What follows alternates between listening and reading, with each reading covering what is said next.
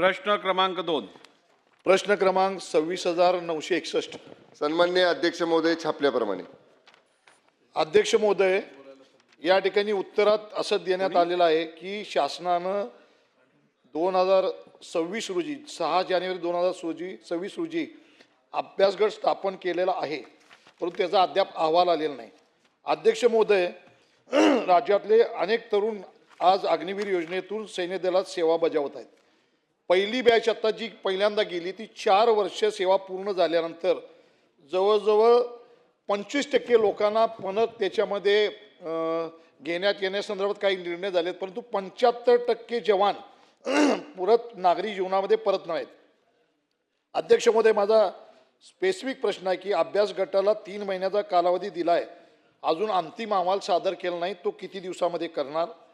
त्याचबरोबर त्याच्यासाठी या अहवाल प्राप्तांना किती कालामध्ये धोरण जाहीर करणार ते याद्वारे मंत्री महोदयांनी सांगावं.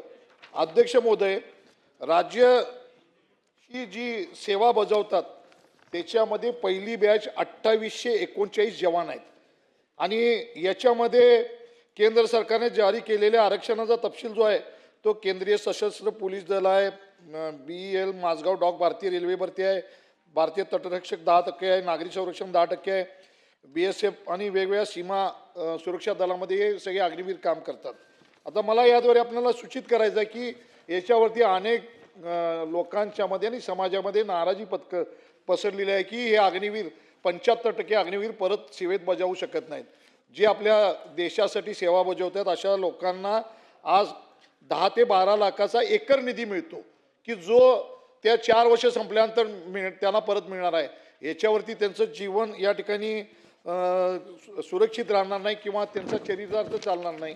आणि अशा पद्धतीनं हा जी अग्निवीर आहेत यांना आपण जे धोरण ज्या ठिकाणी समिती नेमली, ही समिती या ठिकाणी याचा अहवाल जो देणार आहे आणि यांना त्या अहवालामधून कोणता तपशील याद्वारे जाहीर करणार आहे, किती दिवसात हा अहवाल देणार आहे. त्याचप्रमाणे माझी मागणी अशी आहे की जे राहिलेले 75% लोक आहेत या सर्व लोकांना आपण महाराष्ट्र राज्याच्या सेवेमध्ये या ठिकाणी सामावून घेणार का? मग वेगवेगळ्या पोलीस दलामध्ये असतील, वेगवेगळ्या स्टेट पोलीसच्या सर्व्हिसेस असतील, वेगवेगळ्या ठिकाणी अनेक ठिकाणी शासकीय नोकऱ्या असतील, अशा ठिकाणी यांना आपण परत सेवेत सामावून घेण्यासाठी प्रयत्न करणार का? आणि तिसरी माझा प्रश्न आहे की या लोकांना परत महाराष्ट्र सरकार केंद्र सरकारकडे प्रस्ताव नेऊन या 75% लोकांचा बॉन्ड, जसं सैनिकांचा बॉन्ड जवळजवळ 17 वर्षाचा असतो, 20 वर्षाचा असतो, 22 वर्षाचा असतो, तशा पद्धतीनं महाराष्ट्र सरकार हा बॉन्ड वाढवून देण्यासाठी सरकार प्रयत्न करेल का?